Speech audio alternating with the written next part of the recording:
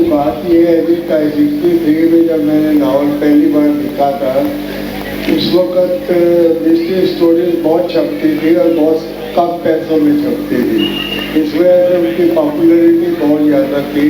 Price के लिहाज से वो बहुत इजीली एक्सेसिबल थी, इतनी ज़्यादा कि 8 सीरीज नाम से मैगजीन छपती थी जिसमें पूरा नावल होता था, और 8 सीरीज उसका नाम नहीं, उसकी प्राइस भी 8 ही होती थी। तो ये अमेरिका की टाइम मैगजीन की नकल थी। वहाँ उनके यहाँ मिस्ट्री मैगजीन का नाम टाइम मैगजीन होता था, तो 10 सेंट में सेल होती थी और बहुत बड़े बड़े राइटर उसमें छपते थे और सबने तरक्की की। तो उसकी नकल पे हमारे यहाँ 8 जो सूट चला, तो इसलिए बड़ी एक्सेसिबिलिटी अच्छी थी। मेरी खुद की किताब भी पहले 12 आने में छपी थी, अब 200 रुपये में छपती है। तो जब मुझे पहली बार मौका मिला कि मैं नावल लिखूं, किसी ने प्राप्त किया मेरे को भी, तो मेरे सामने सबसे बड़ी दुविधा ये थी कि मैं हीरो किसको बनाऊं, क्योंकि उस वक्त जो हीरोज पॉपुलर थे, जिनका रिवाज था, वो थे पुलिस इंस्पेक्टर, CID ऑफिसर, कोई मिलिट्री मैन, कर्नल, मेजर, इस किस्म के वो रैंक वाले हीरो बनाए जाते थे। तो मेरे को वो स्टीरियोटाइप हीरो पसंद नहीं थे। और दूसरे मैं ये इल्जाम अपने से नहीं लेना चाहता था कि कोई कहे कि मैंने फलां एस्टेब्लिश राइटर के हीरो की नकल मार के खुद का नावल लिख लिया। इन सारी बातों ने मेरे को प्रेस रिपोर्टर को हीरो बनाना सुझाया। तो एक तरह से वो भी इन्वेस्टिगेट करता है, पुलिस वाला भी इन्वेस्टिगेट करता है, इसलिए मेरी वो सोच, मेरी वो सूझ किसी सिरे लग सकती थी, कोई ऐसी कोई इम्प्रॉबेबल बात नहीं थी। तो मैंने प्रेस रिपोर्टर को हीरो बनाया, नई टाइप का हीरो था, किसी ने कभी सोचा नहीं था कि मिस्ट्री स्टोरी प्रेस रिपोर्टर के थ्रू कही जाएगी। नावल तो छप गया जनाब, लेकिन मजाक बहुत उड़ाया दुनिया ने। तो ये प्रेस रिपोर्टर भी कोई हीरो होता है, ये जी बड़ी बातें सुननी पड़ी। और उस क्रिटिसिज्म की वजह से 2.25 साल दूसरा नावल नहीं छपा जी। लेकिन जब दूसरी बार में मौका मिला तो मेरी जिद बरकरार रही कि मैंने यही हीरो कंटिन्यू करना है, किसी इंस्पेक्टर को, किसी कर्नल, मेजर को हीरो नहीं बनाना। तो कुछ हालात अपने आप ऐसे मेरे फेवर में बने कि मेरी जिद चल गई। जब चल गई तो ये हाल था कि वो आखिरकार तो पसंद आना ही था लोगों का। सब बड़े सुबुद्ध लोग यहाँ बैठे हैं, मैं उनको याद दिलाने की कोशिश करता हूँ। जो इन्वेस्टिगेटिव जर्नलिस्ट टर्म थे, ये अर्ली 70s में बनी थी। उससे पहले कोई नहीं जानता था कि ऐसा भी कोई पत्रकार होता है या उसकी ये भी कोई खसूसियात होती है जिनकी शिनाख्त इस फ्रेज से हो, इन्वेस्टिगेटिव जर्नलिस्ट। तो मैंने तो उससे 63 में इन्वेस्टिगेटिव जर्नलिस्ट बनाया था। तो मेरे लिए खुशी की बात थी कि जिस टाइप का किरदार मैंने खड़ा किया है वो तो अब बड़ा अडॉप्ट किया जाने लगा है, लोग फख्र महसूस करने लगे हैं पत्रकार की भी मैं फौजी पत्रकार हूँ, इन्वेस्टिगेटिव जर्नलिस्ट हूँ और बाकी जर्नलिस्ट से मेरी हैसियत जुदा है। तो ये बड़ी स्लो प्रोसेस थी जो सुनील की मकबूलियत बन पाई। बहुत इम्तिहान आए मेरे सामने, लेकिन एक ही बात की मैं आपसे वो शाबाशी भी या कुछ भी चाहता हूँ कि जितनी छोड़ी मैंने अब तक सुनील का स्कोर 122 नॉवेल्स का हो चुका है, जो कि हो सकता है कोई छोटा मोटा रिकॉर्ड हो। सर छोटा मोटा नहीं, आप ये समझिए कि ये एक तरह से कालजयी रचनाएं हैं और कालजयी पात्र हैं आपके द्वारा रचे गए पूरे साहित्य में। देखो सर, ये तो आपका बड़प्पन है ऐसा समझ रहे हो, लेकिन अब क्या कहें, कहते तो बनता नहीं है। मैं बहुत मामूली राइटर हूँ। मेरे पढ़ने वालों की मेहरबानी ने मुझे गैर मामूली बनाया है। मेरे में कुछ खामी है तो आप लोगों ने खोजी है, मेरे में कुछ खूबी है, मेरे में तो खूबी है तो आप लोगों ने खोजी है, खोज के मुझे खबर किया है कि मुझे ये भी आता है और मैं उसमें हैरान होकर दिखाता हूँ कि ये मैंने लिखा है। मेरे साथ तो अपने पुराने नावलों के साथ ये आम होता है कि मैं 20-25 साल पहले का अपना कोई नावल रिप्रिंट के लिए तैयार करने को पढ़ता हूँ तो पहले तो किताब रख के माथा पकड़ के यही हैरान होने लगता हूँ ये सब मैंने लिखा है। मैं दिल से कह रहा हूँ जनाब, दिल से कह रहा था, I may not be a good writer but I am a very committed writer. Sir आपका दोनों बातों में फर्क है। दोनों मेरी कमिटमेंट है जो मुझे 6 दशक तक चलाए रख सकती है। Presently I am 83 year old and I hope to God I continue writing for other 2, 3, 4 और 5 ईयर। लेकिन इतनी जो कंसिस्टेंट कामयाबी है वो जिद बिना नहीं होती। जब एक काम पकड़ा है जिंदगी में दूसरा करना ही नहीं है, दाएं बाएं झाँकना ही नहीं, दाएं बाएं झाँकना नहीं तो कभी तो अकल आएगी। आज ठीक नहीं लिखा, अगली बार फिर ट्राई करेंगे, उससे अगली बार फिर ट्राई करेंगे। छोड़ देंगे तो कहानी खत्म हो जाएगी। Yes sir. सर आपने जो 65 लाख की डकैती नामक पुस्तक लिखी थी वो 22 बार रीप्रिंट हुई, तो ये मकबूलियत जो है ये आम राइटर को हासिल नहीं होती, आपका बड़प्पन है। और सर इसी के साथ एक छोटा सा प्रश्न है कि आपके पात्रों में हमेशा कंटिन्यूटी रहती है, तो कितनी मेहनत करते हैं आप? सर रेडी राइटर बना के रखते हैं, बातें भूल ना जाए इसलिए 70 तरह की प्रैक्टिस ड्रिल करनी पड़ती है। अपने आप तो कोई काम होता नहीं, अगर होता है तो सही है। अगर कमिटमेंट ना हो, आग्रह ना हो, जिद ना हो, मोची जूता नहीं काट सकता। मैंने तो नावल लिखना है तो मेरा मतलब ये है कि भाई ये बस कुछ प्रभु कृपा मानिए, कोई अदृश्य शक्ति मानिए। मैं तो निमित्त हूँ, मैंने जो किया है ईमानदारी से किया है, ये बात है। तो बाकी 65 लाख की डकैती में अगर कोई खूबी तलाश की है तो राइटर ने नहीं पैदा की। राइटर ने ये सोच के नहीं लिखा था कि मैं कोई बड़ा चमत्कारी काम कर रहा हूँ, ऐसा काम कर रहा हूँ जो पहले हुआ ही नहीं, मैंने भी नहीं किया।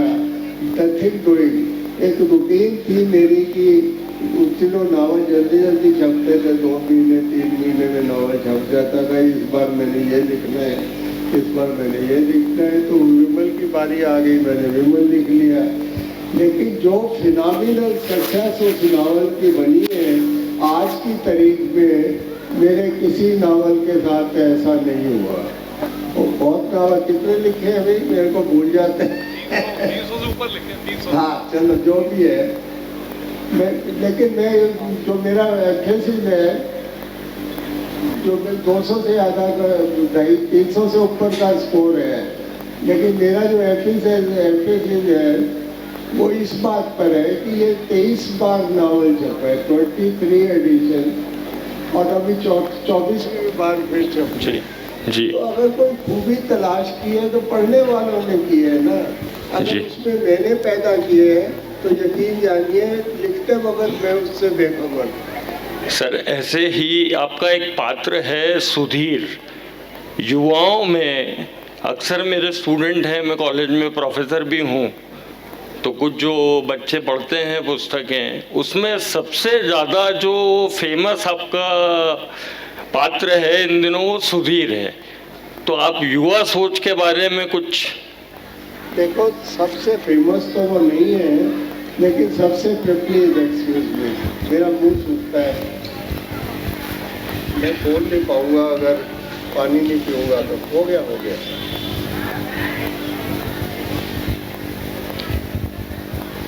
आप सब मेहरबान है, कोई कमतर ही दिखाई दे आपको तो माफ करने के काबिल मान के सुनिएगा। तो मैं ये कह रहा था कि सुधीर जो है फेमस कहना तो मोस्ट फेमस कहना तो गलत है, होगा जाती होगी, लेकिन मोस्ट प्रैक्टिकल कैरेक्टर जो है, जो दुनियादारी में बिल्कुल ट्रू टू लाइफ है, बिल्कुल जो दिल्ली में जैसे लोगों के आम आदतों के मिजाज के जो जैसे लोग होते हैं वैसा कैरेक्टर मैंने पिक किया। इसी वजह से मैं उसके इतने सालों में 22 से ऊपर स्कोर नहीं ले जा सका, क्योंकि उसके लिए कुछ और ही टाइप सोचनी पड़ती थी। कहानी भी जुदा हो, कैरेक्टर एसेंशियली करप्ट हो, कोई भला मानस न दिखाई देना हो।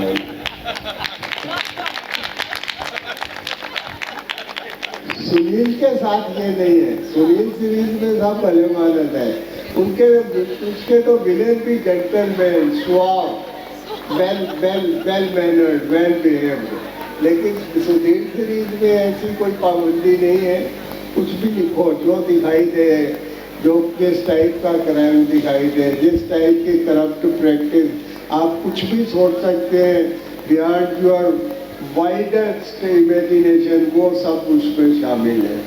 दूसरा हैंडीकैप सुधीर लिखने में ये है कि वो फर्स्ट पर्सन में है। फर्स्ट पर्सन में लिखे नावल में आप दाएं बाएं डाइवर्शन नहीं कर सकते, सारी कहानी ने शुरू से आखिर तक प्रिंसिपल कैरेक्टर के साथ ही चलना है। तो ये एक बहुत बड़ी पाबंदी होती है, जिस पर हर बार खड़ा उतर के दिखाना जरा मुश्किल होता है। करते तो है, मुश्किल हो जब आप कोनो काम कठिन जगमाही तो कोशिश तो है, कभी फेल भी होते हैं, ऐसी बात नहीं, ऐसी बात हुआ है कई बार, नावल चलाया 50 पे लिखे फाड़ के बैठ गए, नहीं मिले नहीं, this is not feasible, this is not practical. कुछ भी बात है, मैं तो अपना क्रिटिक आप हो, मैं जो लिखता हूँ उसको खुद जज करता हूँ कि ये किसी काबिल है या नहीं है। जब मुझे पसंद नहीं तो मेरे रीडर को कैसे पसंद आएगा? ये मैंने जिद और ये स्टैंडर्ड, ये पैमाना मैंने आज तक नहीं छोड़ा। मैंने खुद का वैल्यूएट करना है कि ये किसी काबिल लिखा भी है कि नहीं है। मैंने कई बातें ऐसे लगती हैं बकवास लिखी, वाहियात लिखी, फाड़ के फेंको, कुछ नहीं बनेगा इसका, छोड़ दिया। लेकिन कंसिस्टेंसी तो बनी रहती है ना, कंसिस्टेंसी। देखो ना, हलवाई वाला काम है ये, जो मेरे टाइप का राइटर होता है ना, मैं अपने आप को कारोबारी राइटर कहता हूँ। तो उसकी जलेबी नहीं चली, उसने बर्फी बना ली उसकी बर्फी नहीं चली, उसने कोई और मिठाई बना ली। तो फिर सुधीर नहीं चल रहा, मैंने रिबन पकड़ लिया, रिबन नहीं चला, सुधीर पकड़ लिया। अब आप जिद करें तो वैरायटी तो जरूरी है जब इसी कारोबार में रहना है। मैंने कहा है कि सुनील के मैंने 122 नावल लिखे, तो 123, 24, 25, 30 क्यों नहीं हुए? इसी वजह से हुए, लोग बोर होने लगे, यार अब बस करो, एक ही बात है बार। तो नया कंदार खड़ा किया, वो क्लिक कर गया, तो फिर हम कैसे जिद करूँ कि नहीं मैं सुनील ही लिखूंगा। तो उसके बाद विमल बहुत ही ज़्यादा मेरी एंटीसिपेशन से ज़्यादा चल गया, इतना ज़्यादा चल गया कि बाकी राइटर नकल मारने लग गए, फिल्में बनने लग गई उस टाइप की। तो देखो ना, एक तो क्या कहते हैं वो मुहावरा होता है, variety is the spice of life.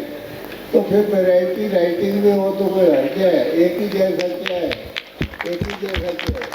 देखो मैं तो कुछ भी राइटर नहीं हूँ। जो सदी का सबसे बड़ा राइटर जो प्रेमचंद है, उन पर अक्सर इल्जाम आता है कि इनकी सारी कहानियाँ एक ही जैसी है, देहाती समाज की जो ये बातें लिखते हैं। मैं नहीं कहता ये, मैं तो इतना बड़ा रीडर भी नहीं हूँ उनका, लेकिन जो ऐसी बातें कहते हैं उनका रीडर हूँ मैं।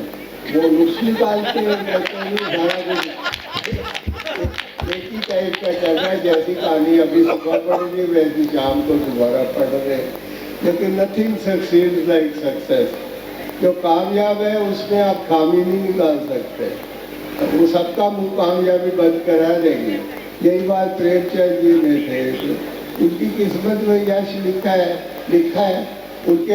उनके टक्कर के, उनके बराबर के पॉपुलर राइटर सुदर्शन थे, उनका कोई नाम भी नहीं जानता। ये नाम भी नहीं था। सर आपने थ्रिलर्स बहुत लिखे हैं और काफ़ी मकबूल भी हुए। तो थ्रिलर्स में आप जो है पात्रों का चयन कैसे करते हैं? देखो सर, ये वही बात में है जो अभी मैंने मिसाल दी है कि जब इसी कारोबार में रहने हैं तो होमवर्क तो फिर हर वक्त करना पड़ता है ना। राइटर 24 घंटे 365 दिन नहीं लिखता, कोई भी नहीं लिखता, कितना ही कमिटेड हो, लिख सकता ही नहीं है, पॉसिबल ही नहीं है ये। तो वो फिर उसके लिए जो होमवर्क के दौर होते हैं उसमें यही बातें सोचो, नोट करो, ये देखो कि ये मेरे किस किरदार पे सूट करेगी, किस किस्म की बातें सूट करेगी, नए लोगों से मुलाकात होती है, नई सूरतें दिखाई देती हैं, उनका कैरिकेचर बनाते हैं, क्या करें। अब दिल तो दुख मानता है, ऐसा पाठक को तो कोई राइटर मानता नहीं है, कोई नहीं मानता राइटर। यहाँ पता नहीं मैं किस हैसियत से हूँ, क्यों नहीं होना चाहिए था।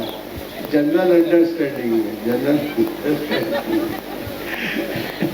लेकिन क्या करें एक ये नहीं सोचते कि भाई आप ऐतिहासिक, ये मैं तो थोड़ा सा डाइवर्ट कर रहा हूँ जी। अभी वो आपका वो है जी सर, आप ऐतिहासिक नावल लिख सकते हैं, कोई एतराज नहीं करता है। मैथोलॉजिकल लिख सकते हैं, कोई एतराज नहीं करता। और कोई सब्जेक्ट सोच ले, कोई एतराज है तो मिस्ट्री लिखने में फांसी लग रही दुनिया को पढ़ रही। This is one type of writing, this is one type of. आपको कोई बंदूक तो नहीं दिखाता कि ये पढ़ना पड़ेगा, लेकिन सबसे ज्यादा रीडरशिप इसी की है। तो फिर फॉलो द लीडर।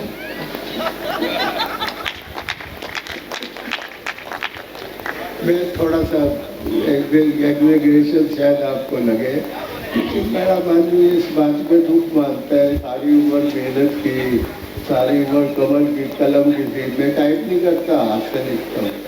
उंगली में खड्डा पड़ गया है जहाँ पेन पड़ता है, कितनी तक हालत की कोई मिजाज में नहीं आते। 500 किताब जिस राइटर की मिलती है वो मजाक उड़ा देता है, क्या कह के कि ये लोकप्रियता जो है गुणवत्ता का मापदंड नहीं है।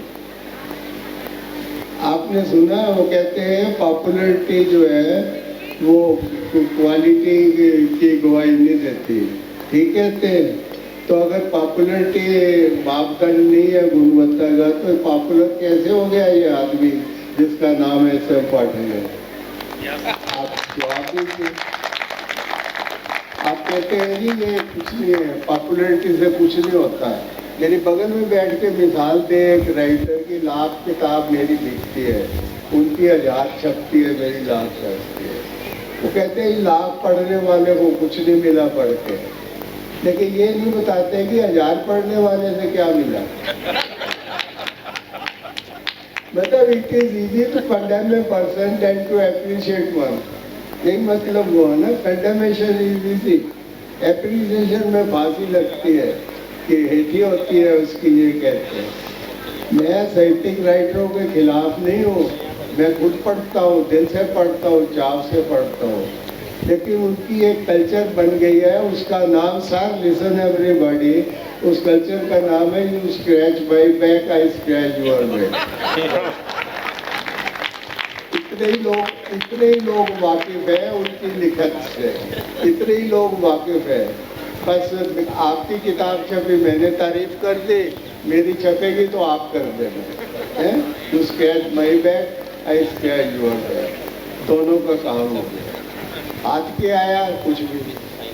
अब कोई मेरा पब्लिशर कहे किताब छपने से हाथ कुछ नहीं आया।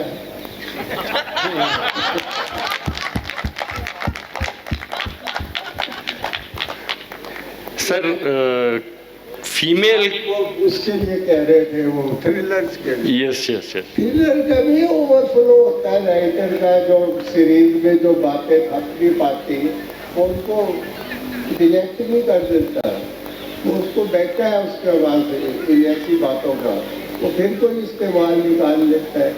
जैसे आप जानते हैं वो क्या कहते हैं वो, मेरी लड़की को पता होगा, बैठी है, वो जो पिन्नी हलवाई बेचते हैं, वो सारी मिठाइयों के लेफ्ट ओवर से बनती है। वो कभी भी उसके लिए कोई स्पेशल एफर्ट नहीं किया जाता। अब आप कहो ये बात गलत है, जो थोड़ा ये बच गया, थोड़ा वो बच गया, इसको ऐसे किया है। तो मेरी जो सुनील सीरीज से बचता है, जो विमल सीरीज से बचता है, जो सुनील सीरीज से बचता है, उसकी मैं एक पिन्नी बना के उसमें झंडा थ्रिलर का लगा। सर, फीमेल कैरेक्टर्स जो होते हैं वो बड़े केयरिंग, बड़े इंटेलिजेंट, बड़े फनी, तो इसका चित्रण कैसे करते हैं आप फीमेल कैरेक्टर्स इन एसएमपी? विशेषण आपने अभी लगाया या रिपीट कीजिए। सर दे आर विटी, बड़े विटी मतलब बुद्धिमान, आगे केयरिंग, केयरिंग प्यार करने वाले, विटी केयरिंग, इंटेलिजेंट। तो हाउ डू यू? ये नहीं तो मैं भूल जाऊंगा। देखो जी, ये इसलिए है क्योंकि मैं विटी हूँ, मैं केयरिंग, मैं इंटेलिजेंट हूँ।